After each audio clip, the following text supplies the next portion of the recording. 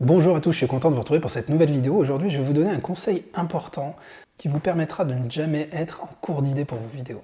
Alors oui, aujourd'hui, je vous parle de la prise de notes. Alors ça peut vous faire sourire, mais c'est quelque chose d'extrêmement important. Moi, en fait, je l'utilise depuis longtemps dans mon activité principale, la peinture. Donc, je suis artiste peintre et je donne aussi des cours sur Internet, je propose des vidéos. Et en fait, souvent on a un cours de créativité, on est à court d'idées. Et je me suis rendu compte d'une chose, c'est que le meilleur moyen d'être structuré, de ne jamais être à court d'idées, donc le meilleur moyen, c'est la prise de notes. Et en fait, je voulais vous faire un parallèle parce que ça fonctionne très très bien aussi avec une activité YouTube. La pire des choses à faire, c'est d'attendre, de dire « Ah, cette semaine je dois faire une vidéo, alors attendez, je la fais sur quoi? Qu'est-ce que je peux prendre, etc. » Donc voilà, ça c'est le pire à faire. La meilleure des choses, c'est qu'en fait, vous allez vous rendre compte que trouver une idée, c'est faire preuve de créativité, justement. Et la créativité, ça ne vient jamais sur commande. Vous allez être inspiré à des moments improbables. Moi, je sais que les moments où les meilleures idées arrivent, c'est quand justement je suis dans la rue, ou quand je suis dans ma douche, quand je suis en train de me balader, quand je suis en train de faire autre chose, en fait.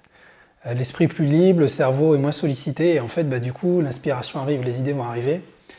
Et si, à ce moment-là, vous ne notez pas vos idées, elles vont disparaître. Et c'est un concept extrêmement connu, et ça m'est arrivé 1000 fois, et à vous aussi, j'en suis certain. Vous avez une idée, vous faites quelque chose, vous dites « Ah tiens, j'ai une idée, ah ouais, c'est pas mal, ok, ça je vais le garder, je le ferai », et puis vous notez rien du tout.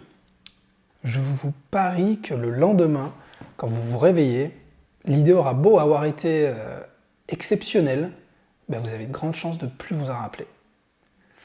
Et là, vous savez juste que vous avez une idée, vous réveillez, vous dites « C'était quoi déjà? C'était quoi ?» Et là, vous énervez, c'est foutu.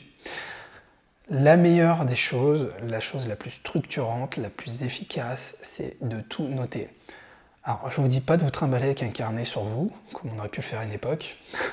Aujourd'hui, je suis sûr que vous avez un smartphone. Servez-vous des applications pour pouvoir noter. Alors, soit certains vont utiliser des applications de base qui permettent juste d'écrire, certains vont utiliser des applications dédiées. Alors, vous en avez deux qui sont très utilisées. Historiquement, c'est Evernote. Evernote est très connu. Moi, je n'utilise pas Evernote, j'utilise une solution gratuite qui est de Google, c'est Google Keep, K2EP. Google Keep, moi, ça répond parfaitement à mes besoins. En fait, ça se présente, alors voilà, vous avez un tableau de bord, vous avez différentes fiches, et dans ces fiches, qui correspondent à une sorte de post-it, en fait, vous allez pouvoir marquer des notes. Donc vous mettez un titre, par exemple, idée de vidéo, et dans cette liste idées de vidéo, vous allez noter, dès qu'une idée vous vient en tête, hop, vous la notez dedans. Et moi, ma petite astuce, c'est que j'active les cases à cocher. Ça me permet tout simplement, quand j'exploite une idée, je clique sur la case à cocher et ça bascule automatiquement, uniquement juste l'idée de vidéo dans les archives. Du coup, dès que vous avez des idées, hop, vous notez. Si vous êtes ailleurs, vous sortez le téléphone, vous notez. Le gros avantage de cette application, c'est qu'il est synchronisé. Votre compte Google, votre adresse mail, et du coup vous allez pouvoir soit l'utiliser sur votre smartphone, sur votre tablette, sur votre PC. Donc moi, si je suis sur ordinateur, que je suis en recherche d'idées, j'utilise l'application, j'utilise la version navigateur sur mon écran, et si je suis en train de me balader ou autre, je prends mon mobile et en 3 secondes c'est fait, hein. Je lance l'application et je peux noter, tout se synchronise. Donc c'est vraiment ce que je vous recommande de faire.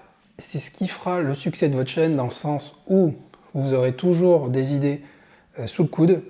Vous aurez toujours des choses à dire, après vous pourrez trier, des fois il y a des idées qui ne sont pas forcément très pertinentes et qu'on enlève de notre liste, mais au moins vous aurez toujours la matière et vous pourrez toujours affiner, continuer à trouver de bonnes idées.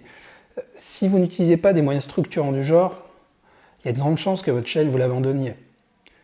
Vous allez vous démotiver, au bout d'un moment, le fait de ne pas avoir d'idées, vous allez vous dire « moi je repousse ma diffusion, je le ferai dans 2 semaines, 3 semaines, et puis après, jusqu'au jour où vous oubliez que vous aviez une chaîne. » Voilà, donc je m'arrête là, j'espère que ce petit conseil vous aura rendu service. Si c'est le cas, cliquez sur le petit pouce levé. N'oubliez pas de vous abonner pour recevoir les prochaines vidéos qui vont arriver, plein de conseils pour performer et réussir sur YouTube. Vous pouvez aussi télécharger ma mini-formation de 30 minutes, c'est totalement gratuit. 21 techniques pour réussir sur YouTube. Voilà, c'est cadeau. Je vous remercie et je vous dis à très bientôt pour une autre vidéo.